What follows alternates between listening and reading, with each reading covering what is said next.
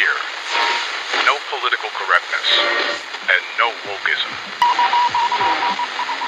You're listening to Underground USA.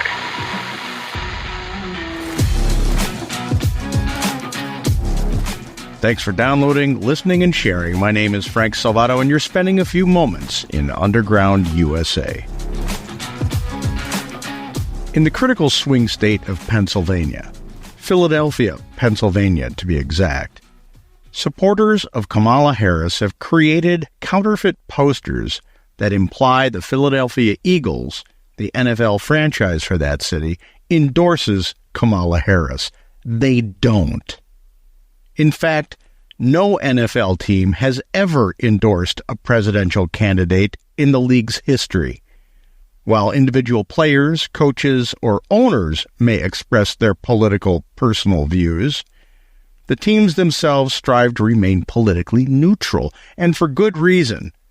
They want to maintain a broad fan base and avoid alienating potential supporters.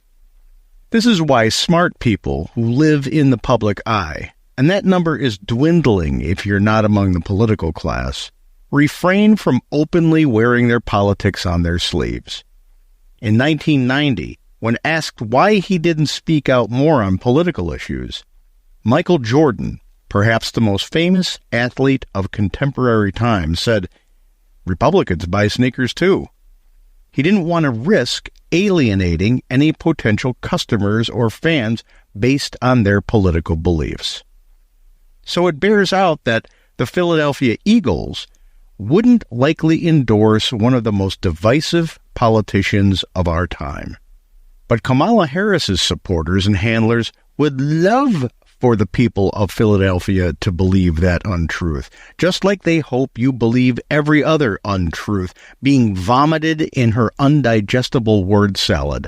Untruths like, we want to build a wall on the southern border, that she was a successful law and order prosecutor in California, that she isn't going to tax the middle class into oblivion if elected, and that she just loves collard greens, so much that she has to wash them in her bathtub. She cooks so much of it, all while donning a pathetic fake accent to pander to the crowd she's in front of at any given time. You better thank a union member for sick leave. You better thank a union member for paid leave. You better thank a union member for vacation time. Let's just get through the next 64 days. How about that? And you all helped us win in 2020, and we're going to do it again in 2024. Yes, we will. Do I see people testifying? Can I get a witness? America's voting public is slowly, and none too soon, coming to the realization that Kamala Harris is a fraud, a political grifter whose only talent is climbing the governmental ladder from her knees. So it shouldn't be surprising to find that as her campaign staff and hardcore supporters see that the jig is up, they would turn to fraud and illegal acts to try and get their Marxist comrade over the finish line on November 5th. They will concoct any narrative, create any false reality, make any false statement, bundle as many fraudulent ballots, and, quite frankly, hack any voting system to give their comrade the best chance of emerging victorious in November. That being the reality of the case, because, let's face it, for the Harris-Walz Obama 4.0 team, a loss in November cannot be tolerated. That being the reality, a priority for the Trump team and their ardent supporters must be how to not only beat the cheat, but to counter the cheat. On every point where the far-left gaggle of Marxist vote thieves are plying their trade, there has to be someone there to counter their action. Concoct a narrative? Counter it with something more attention-grabbing to neuter their efforts. Create a false reality? Make a false statement?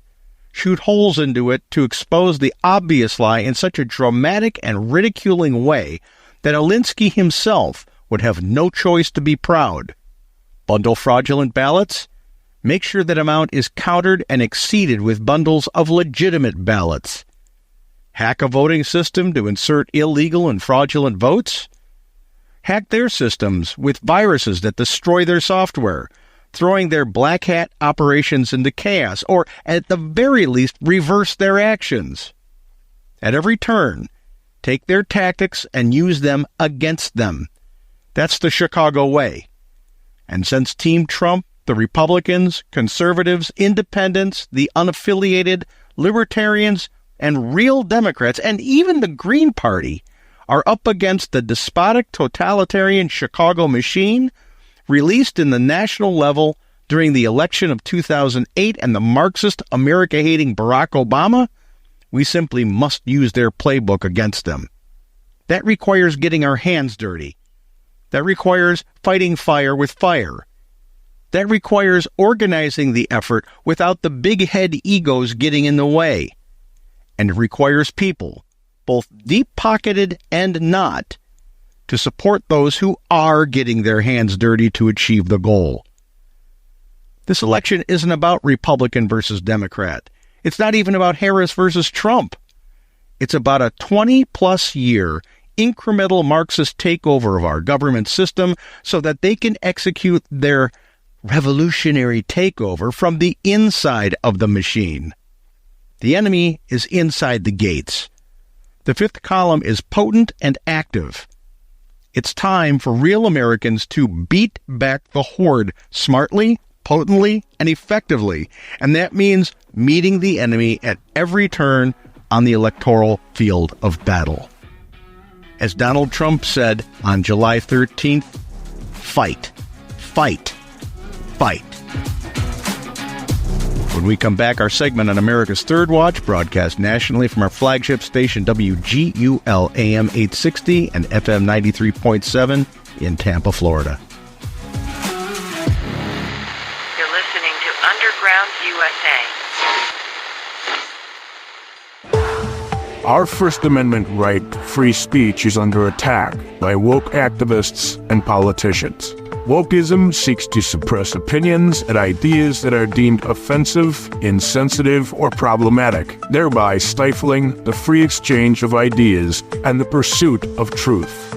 It emphasizes social justice, identity politics, political correctness, and the regulation of language, and relies on euphemisms and ambiguous language to create the illusion of consensus, thus avoiding confrontation with opposing viewpoints. Wokeism is antithetical to free speech because it stifles the free exchange of ideas and the pursuit of truth. This is in direct opposition to the principles of free speech. Wokeism is an ideological cancer shopped by those who want to control you. This November, we have an opportunity to render wokeness to the ash heap of history. Vote smart. Vote against wokeness and those who would use it to control you. And, you know, we have to stay woke. Like, everybody needs to be woke. And you can talk about if you're the wokest or woker, but just stay more woke than less woke.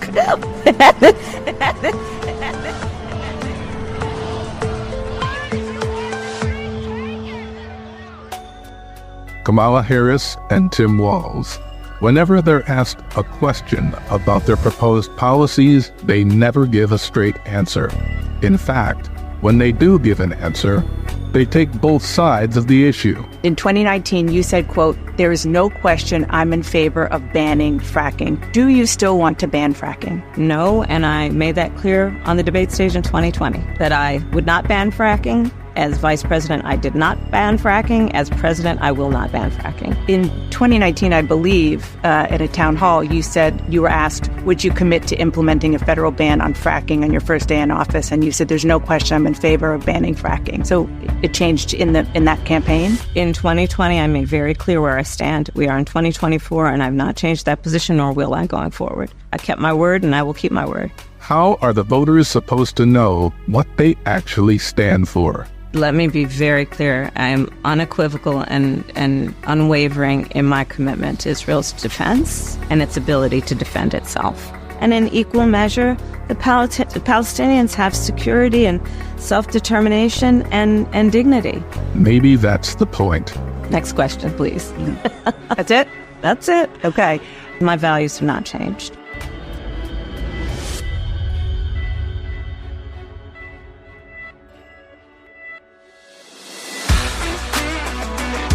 News, insight, passion. AM 930, The Answer.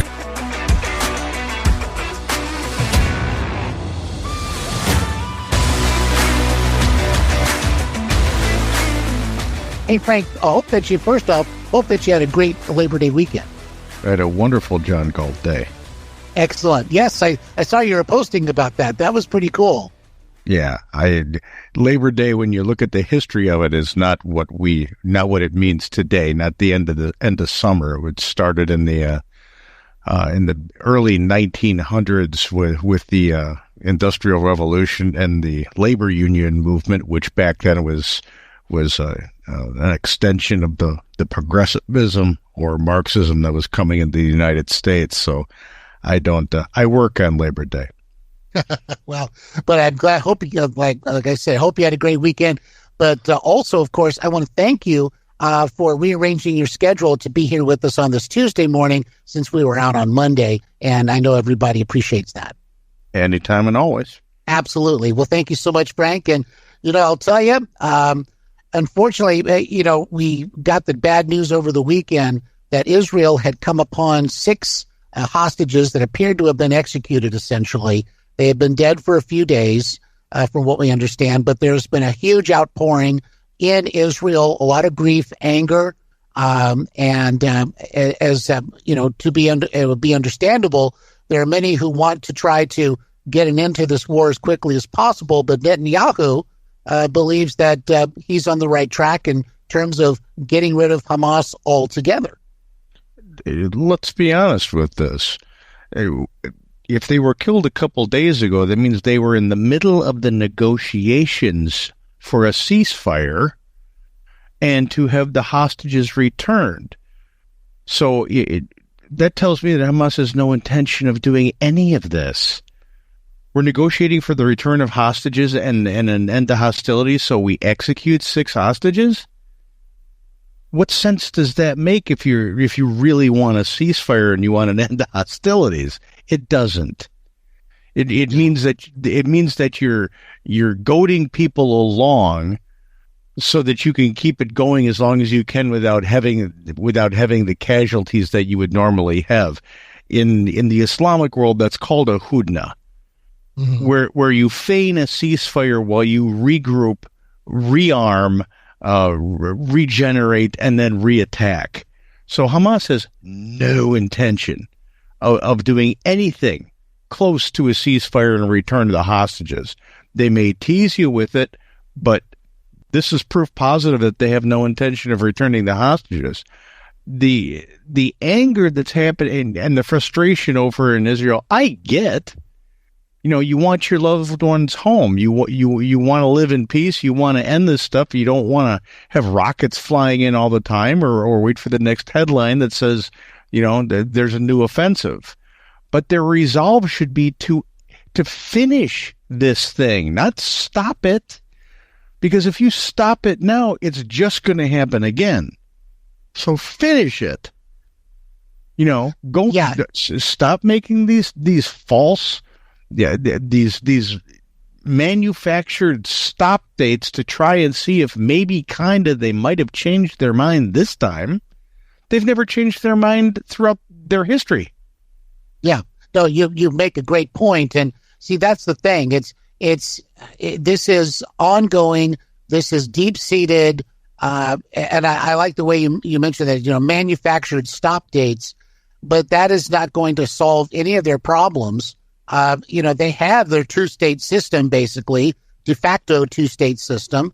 They had every opportunity to live in peace and harmony, and they opted not to because of their hatred of Israel and the Jews. Hamas was the ruling party over there.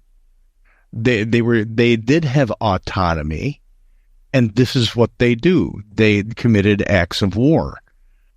So if you have a neighbor that is constantly trying to kill you, you just sit there and say, boy, you know what, we should ask him why. We should ask him to stop. We should say, you know what, let's negotiate. No. If you're going to keep shooting at me all the time and then lie about giving me my kid back, then you're going to need a gigantic butt kicking all the way to the ultimate sacrifice. Mm-hmm. And that's the way the Israeli people should be looking at this, because their continued want for this, let's negotiate a peace or a ceasefire with these people, is only going to kill more Israelis. And so I have to look at these people who have been manipulated to get into the streets as people who have been manipulated for a political motive. Yeah. You know, this is a very, very, the grisly find of the dead hostages is heartbreaking. And yet my question to you, and I understand it's kind of rhetorical, but it just is boggling to me, Frank. You know, where is the rest of the world on this? Why isn't the rest of the world saying, looking at exactly what you were just talking about, how the lying continues and the setup, and they just want to continue to make it so they can attack Israel. But the rest of the world sees this and says, we still need a ceasefire. It's still Israel's fault, blah, blah, blah, that kind of stuff. Hey, look, a ceasefire is never a bad thing if it's genuine. Right. No, I agree. Yeah. You know, if it's genuine, the rest of the world, much like the majority of people here in the United States, don't understand the Islamic world. If you haven't taken the time to examine the Quran and the Hadith in some sort of comprehensive way, even if you don't read it word for word, if you study it, you realize it's a culture of conquest. So when the leaders of Hamas make a declaration that one of our tenets is to wipe them off the face of the earth, that's not rhetorical. That is something that is a goal. They've stated it. It's like bin Laden when he said, we're coming to the United States. He issued 2 fatwas. They said, we're coming, and we want you out, or we're gonna rain death upon you. And, but now, they just say that every Friday. They don't mean it until you have planes slam into the World Trade Center and the Pentagon, and into a field in Pennsylvania. So we don't listen. When our foes say something, we don't listen. We want to see. We don't want to believe it. We don't want to believe that people are that full of hate. Well, we better start, because they do mean what they say. China does mean what it says. Russia does mean what it says.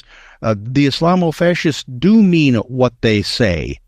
And today, here in the United States, the Marxist masquerading as Democrats do mean what they say. Yeah, when you were saying that, it was sparking me to think about Kamala Harris and all these reversals that we get from the campaign. But when she was out there saying what she was saying about the Green New Deal and fracking and ICE and all this other stuff, she really does mean it. I mean, this is their goal. And now they're trying to soften it, obviously, to try to get elected. But when you were saying that, that's exactly the road that we were going down right there. That's exactly on point. And she said the quiet part out loud during that what was couched as an interview on CNN. Her values haven't changed. Her values, she said it 3 times, my values haven't changed. Well, that means that everything you said about the Green New Deal, everything you said about the border, everything you said about taking people's patents if you think it's in the public interest, the big thing about the United States and is the right to own property. Mm-hmm. Is the right to own what is yours. Okay, whether it's an intellectual property, which the Chinese have been stealing for years and our federal government has done nothing about, or whether it's your physical property, whether you create something and it's yours, or you earn something, you buy something and it's yours. this idea of private property has found an ulterior truth in the minds of people who believe in centralized and big government. Yeah, it's yours, but that could be an unrealized capital gain. Right. your house is becoming worth more, and therefore, because we've decided to spend like drunken sailors on a Friday night in a port of call, and I apologize to all sailors because it's an antiquated thing, but I'm old, leave me alone. That's Marxism in a bag with a bow on it. Well, you're going to have to pay taxes on it, even though you didn't benefit from it, because the collective needs more. Michelle Obama said it. Mm-hmm. There's some people are going to have to give up a little bit more so people who don't have it can have more. That's communism. Yeah. Oh, that's right. And again, you still got a bunch of people at the top, as it were, and they're still going to be calling the shots. It's not altruistic. And that's always kind of sold into this thing of, it's all, it's like Tim Walz told everybody about China, told his students, everybody shares in China.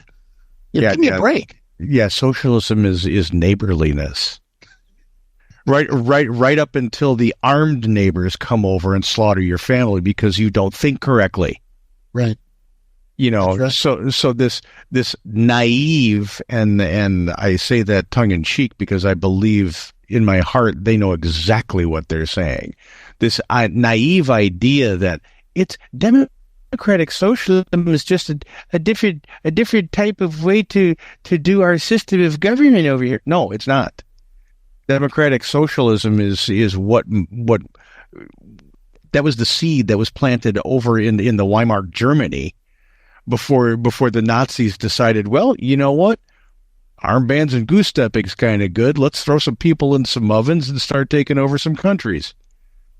That's exactly what democratic socialism is, what they were. Yeah, that's how it all starts, and it's just it's unbelievable that we start seeing history kind of repeat itself, because this mentality and this desire really to rule over people the way that communists really do, they have that desire, I think, and it never really goes away. And they keep thinking we can try this again, and they keep finding different ways to manipulate the culture and to manipulate the messaging to do it. Yeah, yes, socialism has failed every time it's ever been tried anywhere on the face of the earth throughout time, but we'll do it different. No, you won't, because human nature is human nature. That's not going to change. We went through the Enlightenment age, and it didn't change. Yeah. We still have communist China that puts Uyghurs in re-education camps, hates the Tibetans, and wants to kill all the Falun Gong. We still have the Soviets who morphed from the Politburo running everything to the oligarchs running everything. Boy, what a great difference. All the power is still with a very small group of people. All the money is with a very small group of people. And when they don't like something, they invade their neighbors. So, cry me a river if you want to say that. But communism, it's something that's never been tried in a pure form. Yes, it has. As a matter of fact, reacquaint yourself with Marx and Lenin, because between the two of them, they didn't have a dime to rub together, and all they wanted to do with their philosophy is tell others what to do. Yep. Well, yeah, you're right about that. You're right about that. And again, they would grow wealthy basically, on this kind of thing. And also, the party wasn't for all the people. I think Lenin wanted to keep party affiliation around 8% or some very low percentage, because that way they did establish a new ruling class of who was going to tell people what to do. Yeah, and just for the record, Marx died penniless. He was an angry pauper who was borrowing money off of everybody and angry with his family because they didn't go out and work more so he could sit around and write books. Yeah, no kidding. So as you might have heard, the United States has seized a plane owned by Nicolas Maduro, the Venezuelan president. It's an executive jet, and they did so actually using an executive order signed by Donald Trump back in 2019. And I suppose the next question would be, and by the way, welcome back to the program, everybody. Kyle Warren with you. I suppose the next question would be, what are they going to do with that plane? Are they going to put it up for auction? I kind of think at this point, I don't know where he might be, but maybe just give it to Sonny Crockett and for his undercover work. And let's ask Frank Silvato about that. Good morning, Frank. Mr. Kyle. All right. So I don't know. What do you think? Give it to Sonny Crockett so he can do some more undercover work. Do you think? I'm not sure Sonny Crockett is in the age range where he'd be doing that kind of work anymore. That's right. I'd like to make sure that they get a live feed into Venezuela so that Maduro can watch it get chopped up. There you go. That's right. Just this guy's a fake. To borrow a phrase from President Trump, this guy's a fake president. He's a fake president. He lost the election. They in Venezuela, not only do they have the voting machines and the paper ballots, when the people down there get finished voting, they get a piece of paper that counts their vote and tells them who they voted for. So their exit polls where the people have said, well, Maduro lost, that's backed up by those receipts. Yep. So the government could say anything it wants to. The people produced the receipts to the people who are auditing is saying, here, we could prove we got this number of votes. We won. But no. Maduro, the Marxist is saying, no, we counted it and I won and I'm just going to stay here. Well, it shows that old saying, right? It doesn't matter who votes, it's who counts the votes, right? Was it Mao? Yeah. And that was exactly the point. And I believe it was either Marx or it was Khrushchev. It was one of the two Russian. It was a Russian source that said it's not. You can have all the poll watchers you want. Enjoy yourselves. It's the person who is actually counting the votes that actually makes the winner or the loser in elections. And you opened the show by saying, do they know something that we don't? With Kamala saying, "Don't worry about the polls." Mm-hmm. And I've been talking about this with the people that I know all weekend long about this. You're damn straight they do, because they're going to try to execute the exact same things in the swing states that they did last time. There's no good reason for pizza boxes to be taped in windows when you're counting ballots. If it's a transparent process, that means something weird went on.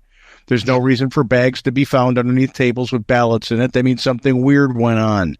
So, if these systems are hackable, and they've been proved to be hackable, and the Democrats have their black hats going in and doing this, it's the Chicago way, don't you know? Then the right better think about, if they're going to break the law to change something, maybe we should consider breaking the law to change it back. Yes. Exactly. If you've got a criminal element that is ensconced in a political apparatus, you've got to fight fire with fire.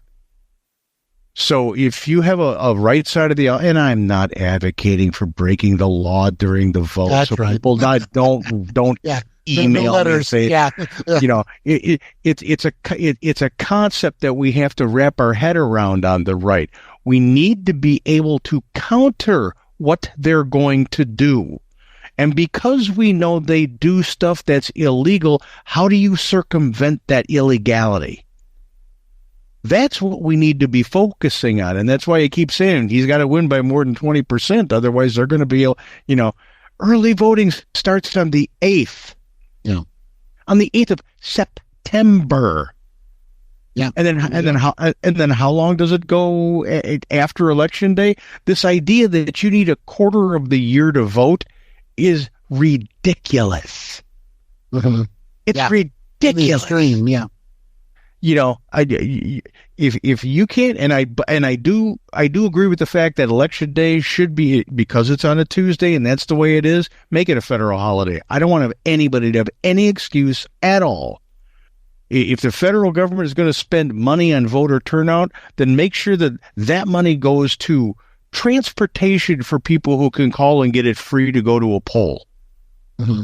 But no getting out the vote thing. No, hey, we're going to give money to the Democrat Party or a Democrat PAC to get, no Zuck bucks. None of it. None of it. Election day is Tuesday, November 5th. Show up at the polls, or you vote absentee and provide all of the identification qualifications that are needed.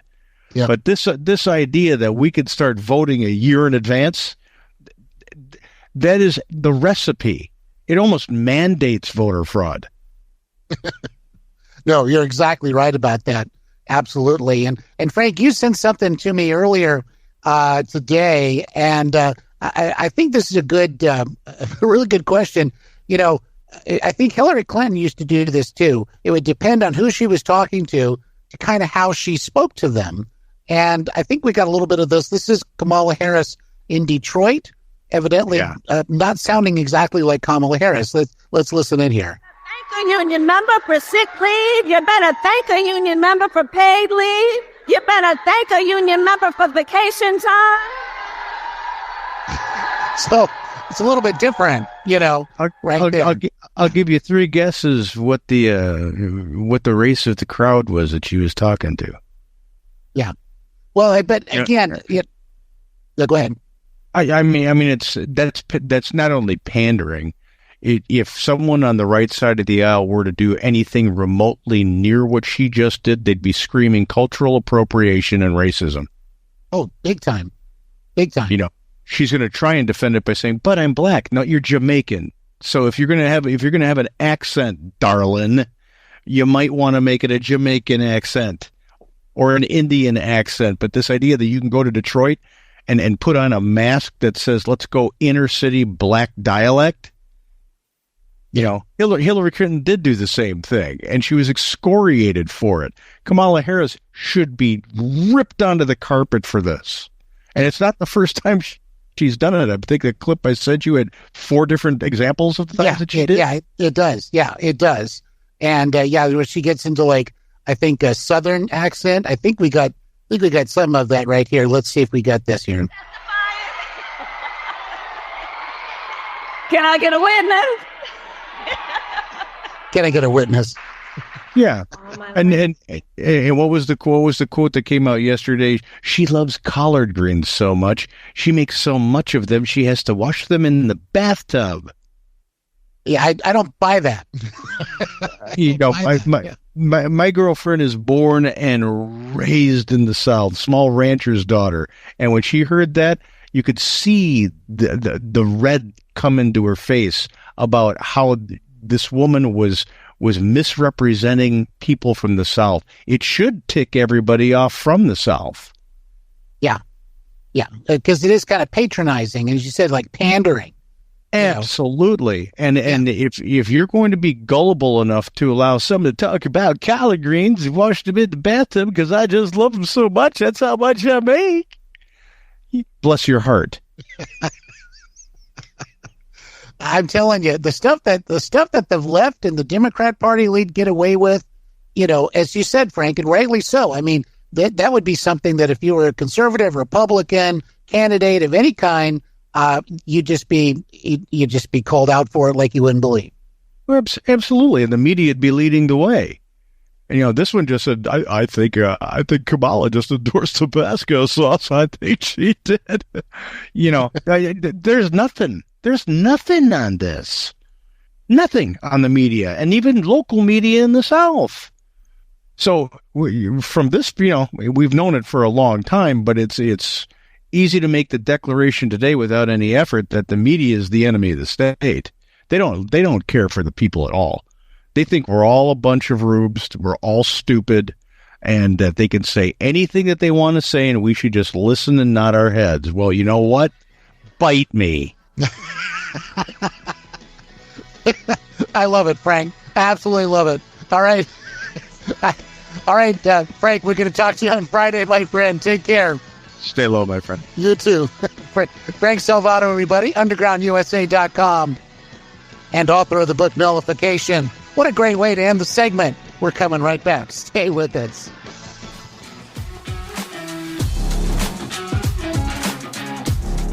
If you like the podcast, please rate it, leave a comment, subscribe.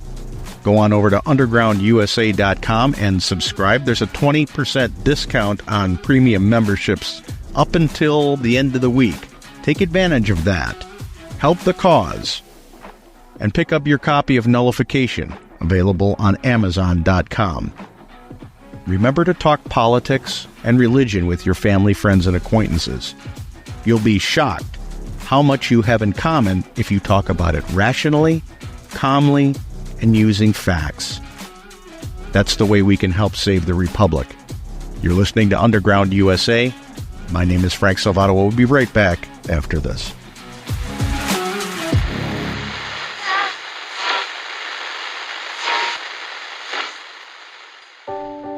I'm Kareem Abdul-Jabbar.